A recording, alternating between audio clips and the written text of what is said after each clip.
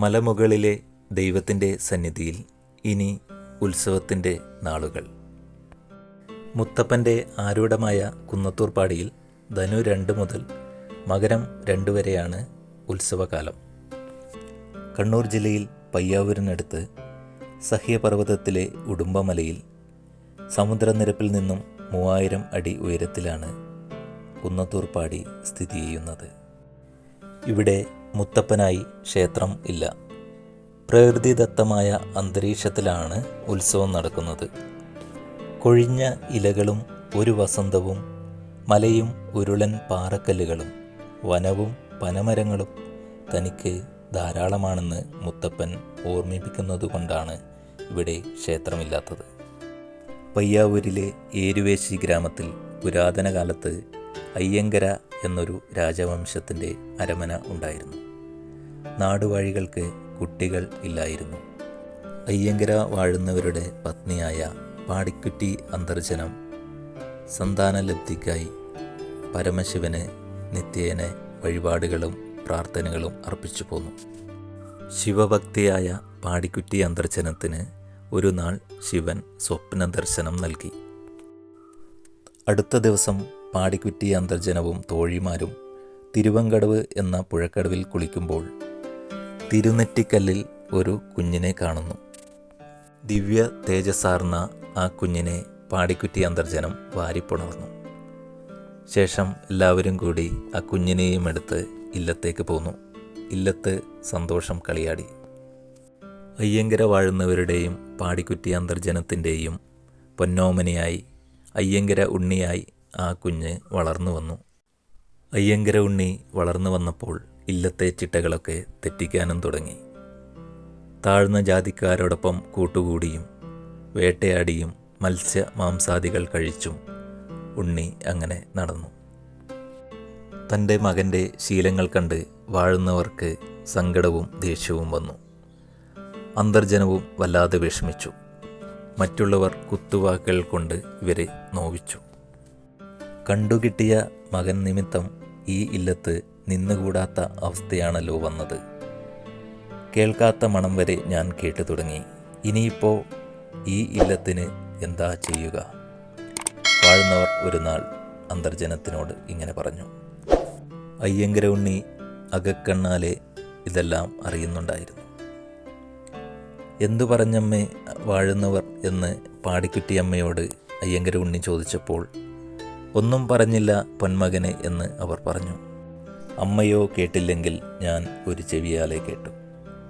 ഇനി ഞാനിവിടെ നിൽക്കില്ല, എനിക്ക് മലനാട് വരെ സഞ്ചരിക്കണമെന്ന് പറഞ്ഞ് അയ്യങ്കര ഉണ്ണി തൻ്റെ വിശ്വരൂപം കാണിച്ചു. അമ്പും വില്ലുമെടുത്ത് തീക്കണ്ണുകളോടെ തൻ്റെ വിശ്വരൂപം കാണിച്ചപ്പോൾ മാതാപിതാക്കൾക്ക് ഇത് ഒരു സാധാരണ കുട്ടിയല്ലെന്നും ദൈവമാണെന്നും മനസ്സിലായി. അവർ അവൻ്റെ മുൻപിൽ സാഷ്ടാംഗം നമസ്കരിച്ചു. കുട്ടി അവരെ അനുഗ്രഹിച്ചു. ഈ തൃക്കണ്ണ് കണ്ടാൽ ആളുകൾ ഭയക്കുമെന്നും അതുകൊണ്ട് പൊയ്ക്കണ്ണ് അണിയണമെന്നും പാടിക്കുറ്റി അമ്മ പറഞ്ഞു. അയ്യങ്കര ഉണ്ണി ഇല്ലത്തു നിന്നും മലനാട് ലക്ഷ്യമാക്കി പുറപ്പെട്ടു. കൂട്ടിനായി 4 ചെന്നായ്ക്കളും 2 പുലിക്കിടാങ്ങളും കൂടെ കൂടി. മുഴക്കവള്ളിക്കോട്ടയിലെത്തി അവിടെ നിന്നുകൊണ്ട് കടലോട് കണ്ണപുരം നോക്കിക്കണ്ടു. തിരിഞ്ഞ് തെക്ക് ഭാഗത്തേക്ക് നോക്കിയപ്പോൾ ഉയർന്നു നിൽക്കുന്ന എകർന്ന മല കനകഭൂമി കുന്നത്തൂർപ്പാടി മല കണ്ട് ഇഷ്ടപ്പെട്ടു. കുന്നത്തൂർപ്പാടി അയ്യങ്കര ഉണ്ണിക്ക് നന്നേ ഇഷ്ടപ്പെട്ടു. അങ്ങനെ അയ്യങ്കര ഉണ്ണി വിശക്കുമ്പോൾ പനമുകളിൽ കയറി കള്ള് കുടിക്കുവാൻ തുടങ്ങി. കള്ളിൻ്റെ അളവിൽ നിത്യേന കുറവ് വരുന്നത് കണ്ട് ചെത്തുകാരായ മൂത്തോരാൻ ചന്ദനും ഇളയോരാൻ ചന്ദനും പരസ്പരം പഴിചാരാൻ തുടങ്ങി. കള്ളുമോഷ്ടാവിനെ എങ്ങനെയെങ്കിലും പിടിക്കണമെന്ന് മൂത്തോരാൻ ചന്ദന് വാശിയായി. ഒരു ദിവസം പതിവിലും നേരത്തെ ചന്ദൻ പന ചെത്താൻ പോയി. പനയുടെ അടുത്തു തന്നെ കാട്ടിൽ ഒളിച്ചു നിന്നു. ഏറെ നേരം കഴിഞ്ഞപ്പോൾ ഒരാൾ പനയുടെ മുകളിൽ നിന്ന് കള്ളെടുത്ത് കുടിക്കുന്നതായി കണ്ടു.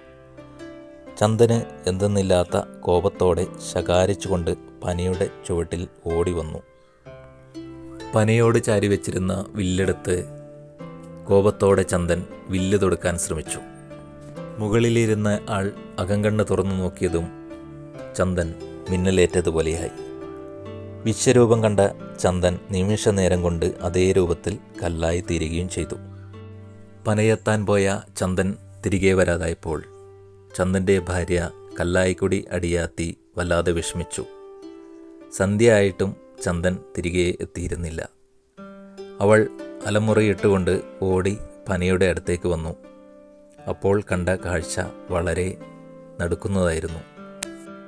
പനയുടെ ചുവട്ടിലതാ ചന്ദൻ്റെ അതേ രൂപത്തിൽ അമ്പയ്യാനെന്ന വണ്ണം പനയുടെ മുകളിലോട്ട് നോക്കി ഒരാൾ കല്ലായി കിടക്കുന്നു. അടിയാത്തിയും പനയുടെ മുകളിലോട്ട് നോക്കി. അപ്പോൾ മധുവൻ പനയുടെ മുകളിൽ ദൈവീകമായ പ്രഭാചൈതന്യത്തോടെ ഒരു താടിക്കാരൻ ഇരിക്കുന്നതായി കണ്ടു. ഇത് കണ്ട് കല്ലായിക്കുടി അടിയാത്തി എൻ്റെ മുത്തപ്പ എന്ന് കാടാകെ മുഴങ്ങുമാറ് അലറി വിളിച്ചു. എൻ്റെ ഭർത്താവ് ചന്ദൻ്റെ തെറ്റുകുറ്റങ്ങൾ പുറത്ത് മാപ്പാക്കണമെന്നും അടിയാൻ്റെ ആളെ മുമ്പത്തെ പോലെ ആക്കിത്തരണമേ എന്നും കരഞ്ഞു പറഞ്ഞു. മാത്രമല്ല, നാളെ മുതൽ മുത്തപ്പന് മതിവരുവോളം കള്ള് തരാമെന്ന് നേർച്ചയും നേർന്ന് മുത്തപ്പനെ കണ്ണടച്ചു പ്രാർത്ഥിച്ചു. മുത്തപ്പ എന്ന വിളിയും അടിയാത്തിയുടെ ഭയഭക്തിയും ഭർതൃസ്നേഹവും കണ്ട് മുത്തപ്പൻ്റെ മനസ്സലിഞ്ഞു. ചന്ദനെ പൂർവ്വസ്ഥിതിയിലാക്കിയ മുത്തപ്പൻ ചന്ദനെയും കല്ലായിക്കുടി അടിയാത്തിയെയും അനുഗ്രഹിച്ചു. അടിയാത്തി അന്ന് വിളിച്ച മുത്തപ്പ എന്ന പേരാണ് പിന്നീട് പ്രസിദ്ധമായത്. അന്നു മുതൽ ആ പനയുടെ ചുവട്ടിൽ 3 നേരവും ചന്ദൻ കള്ളും നിവേദ്യങ്ങളും സമർപ്പിക്കുവാൻ തുടങ്ങി. അന്ന് മുത്തപ്പന് നൽകിയ നേർച്ചകളും നിവേദ്യങ്ങളുമാണ് ഇന്നും മുത്തപ്പന് മുഖ്യമായി നൽകി വരുന്നത്.